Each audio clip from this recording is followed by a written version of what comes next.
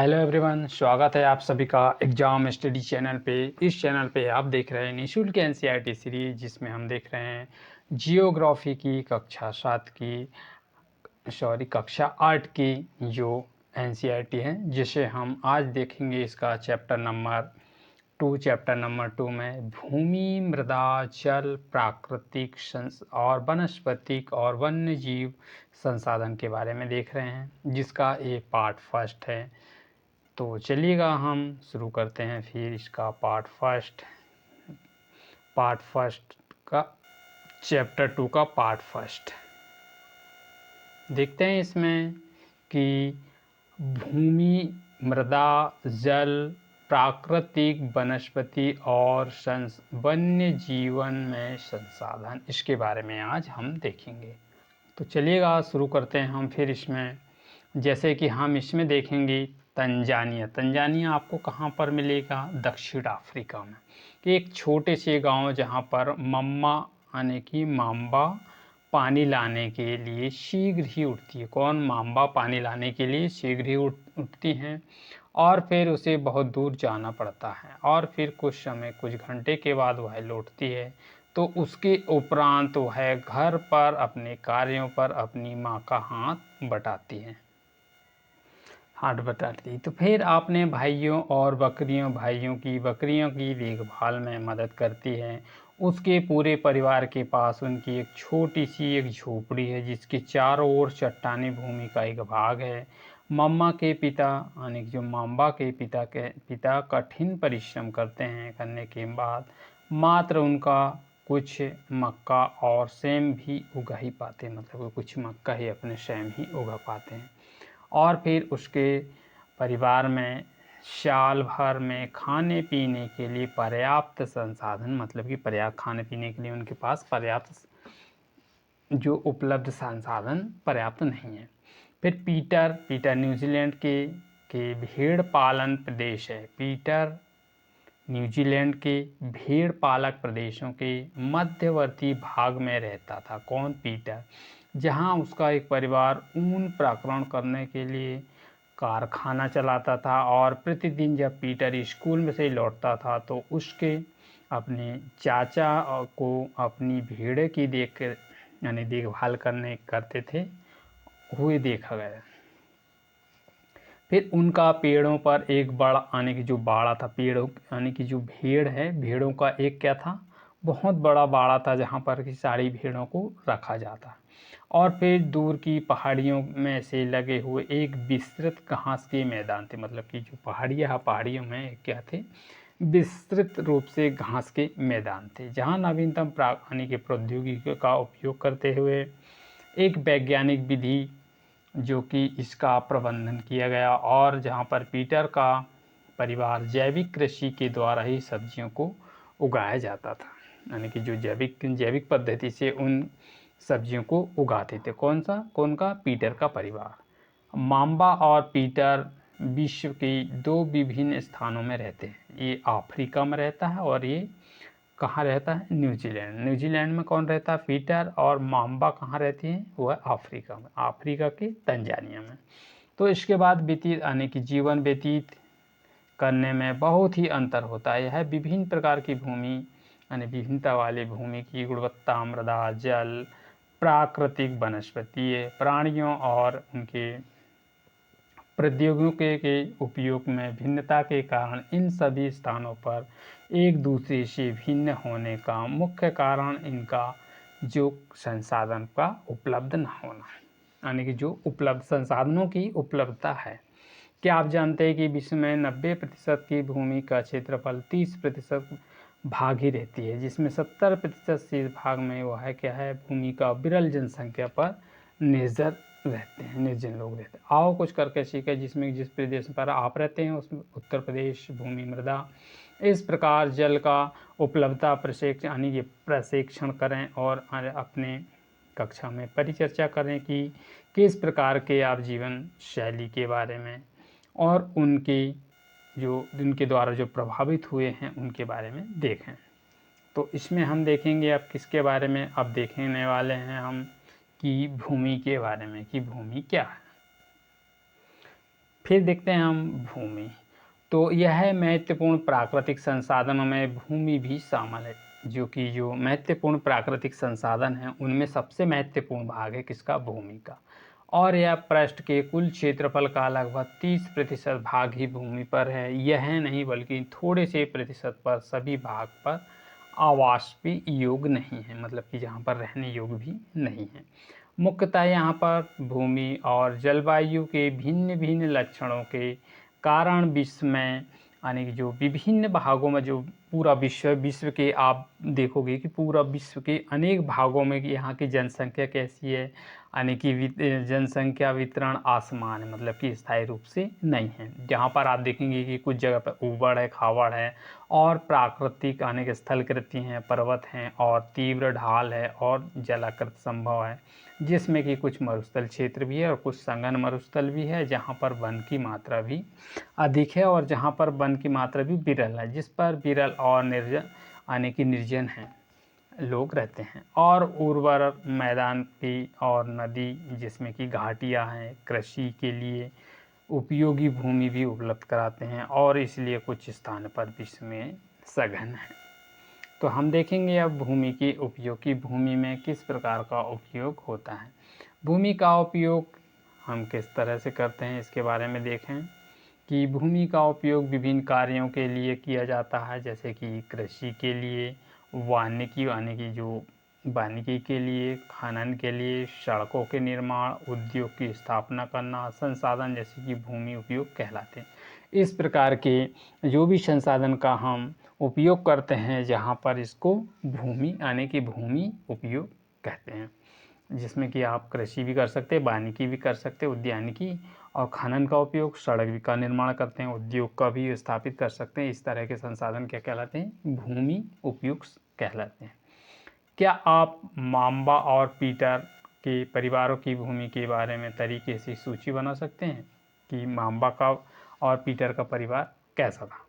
तो भूमि का उपयोग करके भौतिक कारकों के द्वारा निर्मित किया जा सकता, यानी भूमि का किसके द्वारा? भौतिक कारकों के द्वारा निर्धारित किया जा सकता है, जैसे कि स्थलकृति, मृदा है, जलवायु है और खनिज और जल की उपलब्धता। मानवीय कारकों को और जनसंख्या में प्रौद्योगिकी भूमि का निरंतर उपयोग निर्धारण कर सकते हैं, जिससे कि हम इस तरह के कार्य हम कर सकते हैं।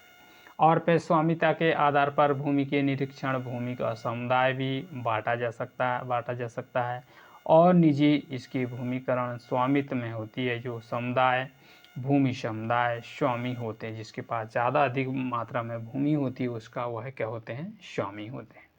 और सामान्यतः इसका उपयोग आपके समुदाय संबंधी व्यक्तियों के लिए किया जाता है, जैसे कि चारा, फलों, नट, औषधि का जो कि बूटियों के रूप में एकत्रित करना है।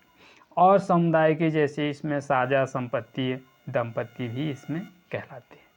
और जनसंख्या और इसकी मांग सदैव बढ़ती, मतलब कि जनसंख्या के आधार पर भूमि की मांग सदैव बढ़ती रहती है, परंतु भूमि तो एक स्थायी है, उसका जितना भाग है वो उतना ही रह गया। जनसंख्या ही अधिक बढ़ रही है, जिसके कारण कि लोगों पर पर्याप्त मात्रा में भूमि उतनी उपलब्ध नहीं हो पाती है। लेकिन भूमि की उपलब्धता सीमित है कि वहाँ जहाँ तक है तो वहीं तक रहेगी, उससे ज़्यादा तो वह हो नहीं सकती। हाँ, सिर्फ इतना हो सकता है कि जनसंख्या को हम कम करके भूमि को, यानी कि जनसंख्या कम रहेगी तो भूमि उनको पर्याप्त मात्रा में उतनी ही उसका उपयोग सीमित कर पाएंगे।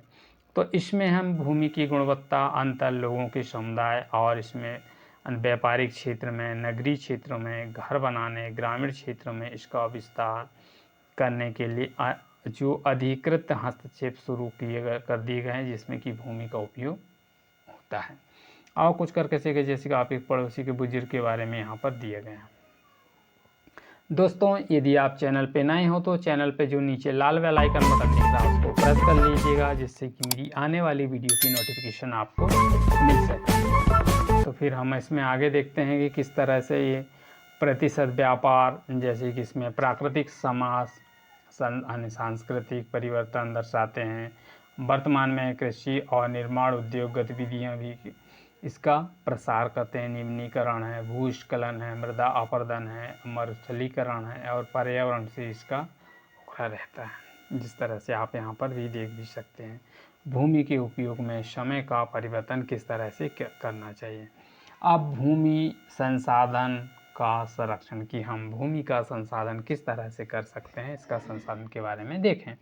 बढ़ती जनसंख्या तथा इसकी बढ़ती हुई मांगें। जैसी जनसंख्या बढ़ती जाती है उसकी मांगें भी बढ़ती जाती है।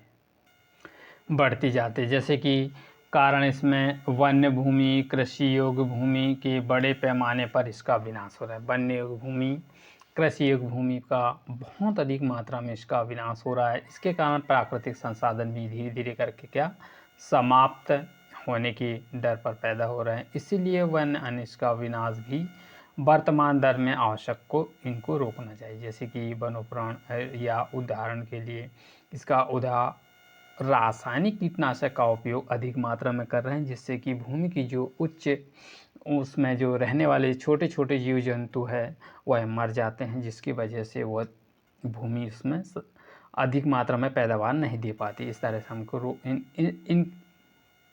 इन समस्याओं से हमें निपटने के लिए उनके संरक्षण का उपयोग ही बहुत ही समान तरीके से करना चाहिए। जैसे कि अब इसमें देखें हम मृदा क्या है, इसमें मृदा के बारे में देखें।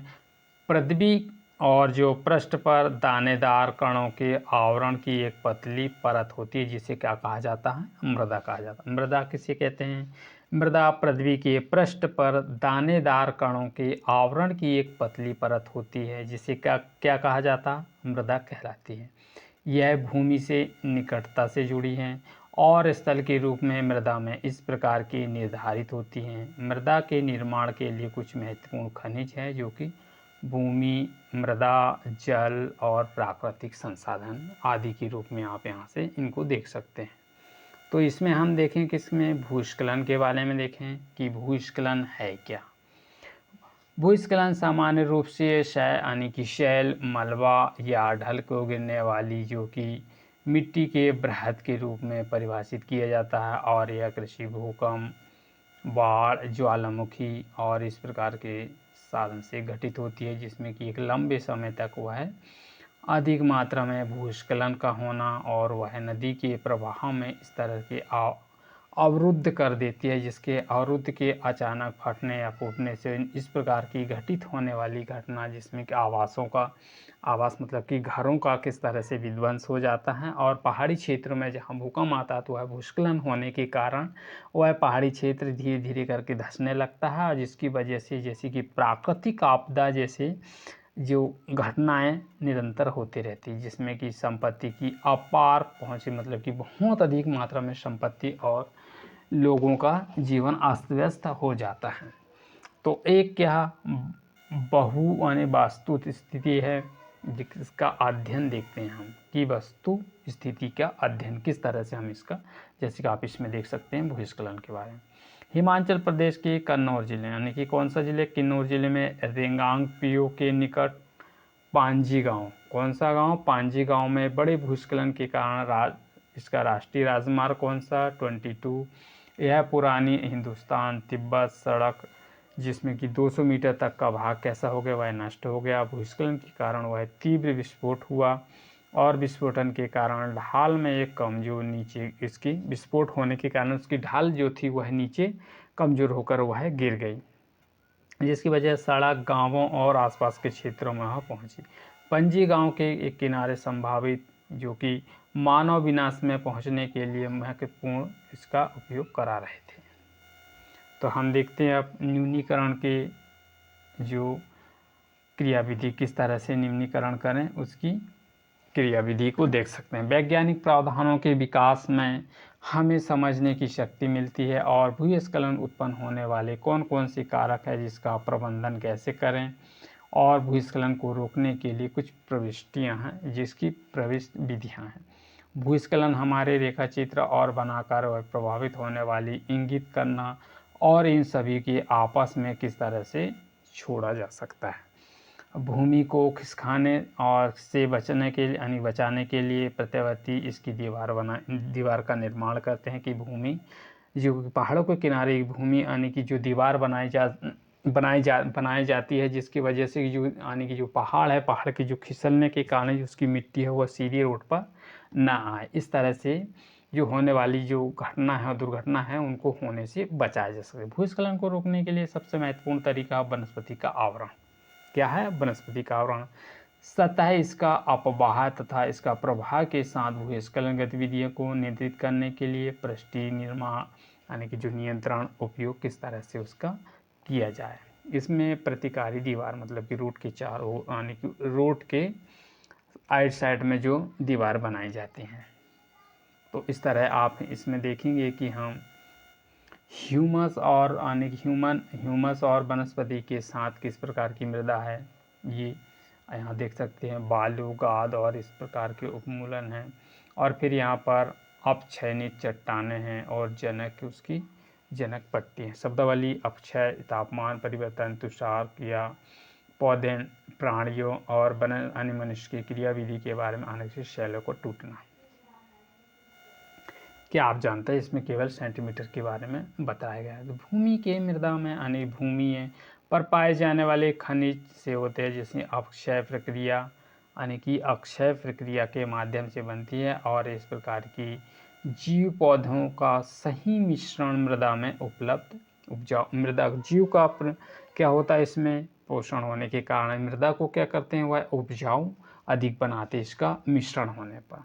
हम इसका वेन डायग्राम देख सकते हैं कि यहाँ पर हमारी ये क्या है, इसमें मृदा है। मृदा में किस प्रकार की है, सबसे फर्स्ट में देखें तो जलवायु है, तापमान है, वर्षा है, अक्षय है और ह्यूमस निर्माण की दर को प्रभावित करते हैं। सेकंड में देखें हम, इसमें समय है, मृदा है, परिच्छेदिका की मोटाई और निश्चित इसकी मोटाई को निश्चित करता है। वनस्पति और प्राणी जात के और वन यानी जो सूक्ष्मजीव ह्यूमस निर्माण में किस तरह से प्रभावित करते हैं। और फिर इसमें उच्चता, तुंगता और इसकी ढाल की मृदा के संबंध में। फिर देखते हैं अगला, इसमें जनक, शैल, रंग, गठन, रासायनिक गुणधर्म के इसकी मात्रा को परंपरागत को निर्धारित करती हैं। तो इस तरह हम इसमें देख सकते हैं। तो हम इसमें अब देखें कि मृदा का निर्माण की मृदा का किस तरह से निर्माण होगा। और मृदा निर्माण में अनेक खनिज शैल है जिसकी जलवायु कारक है। मृदा के निर्माण में स्थलकृति जैसे कि इसमें जैव पदार्थ की भूमिका है। मृदा में एक संगठन समय लगता है जो अलग अलग स्थानों पर भिन्न भिन्न होती है। तो इसमें हम मृदा का निम्नीकरण और उनके संरक्षण के उपाय को देखें, किस तरह से हम मृदा का संरक्षण और उपाय कर सकते हैं। मृदा अपर्दन में इसमें कि हम देखें कि वह शीर्ष खतरे में है, फर्स्ट हो गया। सेकंड देखें इसमें कि मानवीय प्राकृतिक संसाधन जो दोनों ही मृदा को निम्नीकरण करते हैं, सेकंड हो गया। थर्ड देखें इसमें कि यहाँ से लेके हम यहाँ तक थर्ड देखें, मृदा के निम्नीकरण और सहायक कारक वनोन्मूलन में अतिचारक, रासायनिक उर्वरक, कीटनाशक का उपयोग करना, वर्षा दोहन जैसे कि भूस्खलन आदि के बारे में। और इसमें देखें हम इसकी विधियाँ की मृदा संरक्षण की विधि यहाँ पर देख सकते हैं कि फिर इसमें हम मृदा को किस तरह से बचाना। पौधों के बीच में अनावृति जो भूमि जैव और इसमें पौधे प्रवाल के रूप में ढक दी जाती है, जिस वजह से वह आर्द्रता उनकी रुक जाती है। जैसे का वेदिका फार्म के बारे में देखते हैं, समुचित यानी कि इसमें जुताई किस तरह से की जाती है। इसमें हम वेदिका फार्म के बारे में देखें, चौड़ी, समतल और जो सोपान अथवा वेदिका के तीव्र ढलानों पर बनाए जाते हैं ताकि सपाट सतह फसल उगने के लिए उपलब्ध आने की हो जाए। और फिर पृष्ठीय प्रवाह के लिए मृदा अपर्दन में इस तरह से किया जा सकता है, जैसे चित्र 2.5 में आप यहाँ पर देख सकते हैं। समोच्च रेखीय जुताई। समोच्च रेखीय जुताई क्या है, एक पहाड़ी क्षेत्र की ढलान है। समांतर जुताई ढाल से नीचे बहने और इसमें कुछ प्राकृतिक अवरोध का निर्माण होता है, जैसे इसमें आप देख सकते हैं।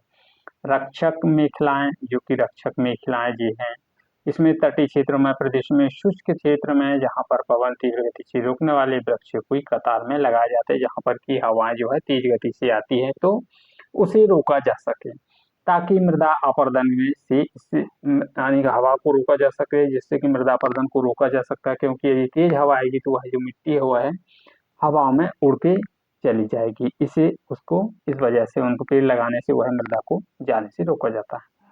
इसमें हम देखें आपकी समुच्चय रेखीय जो कि रोधिकाएं हैं क्या है, समोच्च रेखी रोधी कहाँ वे हैं जो कि घास पत्थर और घास मृदा का उपयोग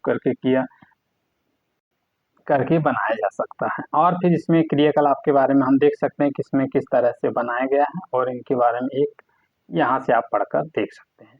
अब देखें हम चट्टान बांध की चट्टानों से किस प्रकार बांध बनाए जा सकते हैं। यह जल के प्राकृतिक प्रवाह को कम करने के लिए इस प्रकार के बनाए जाते हैं।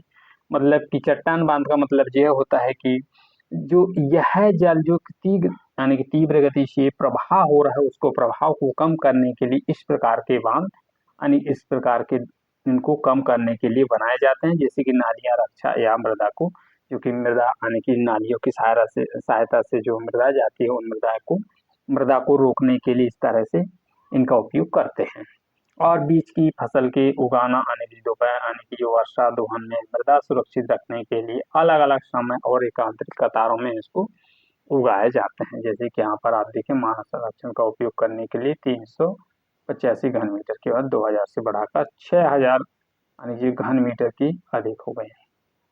अब देखें हम जल क्या जल एक महत्वपूर्ण प्राकृतिक जो कि नवीनीकरण प्राकृतिक संसाधन है, जो कि पृष्ठीय इसका पृष्ठ भूपृष्ठ चौथाई भाग जल से ढका हुआ, जिसमें कि जिसे क्या कहा जाता है, इस समय इसे जल ग्रहण कहा जाता है या कहना उपयुक्त है। इसका उपयोग 3.5 अरब वर्ष पहले से हुआ है, जिसमें कि जीवन की महासागरों से प्रारंभ हुआ और द्वितीय यह आज भी महासागर के पृथ्वी की सतह 2 भागों से जल से ढकी है, जिसमें कि आपको देखने को मिलेगा 71% इसमें क्या है जल है, किसमें पृथ्वी में।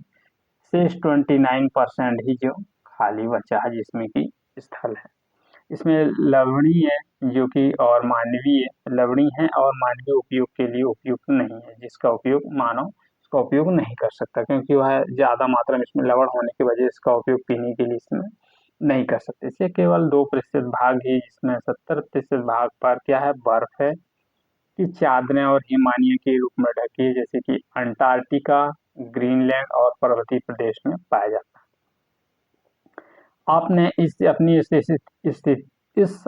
स्थिति के कारण ही ये मनुष्य में की जो पहुंच से बाहर है, क्योंकि यहाँ जहाँ तक मनुष्य नहीं पहुंच पाते। अब केवल एक प्राकृतिक जो 1% आलवण आप इसमें देख सकते हैं मानव का उपयोग के लिए उपयुक्त है, और भूमि जल स्तर इसमें पृष्ठीय जल के रूप में वायुमंडल में के रूप में पाया जाता है। तो इस तरह से हम इसमें देखा। तो दोस्तों सेशन कैसा लगा? यदि सेशन पसंद आए तो इसे लाइक कीजिएगा, शेयर कीजिएगा, और यदि आप चैनल पे नए हो तो चैनल को सब्सक्राइब करने के साथ बेल आइकन बटन को प्रेस कर दीजिएगा, जिससे कि मेरी आने वाली वीडियो की नोटिफिकेशन आपको मिल सके। तो मिलते हैं हम फिर इसका नेक्स्ट पार्ट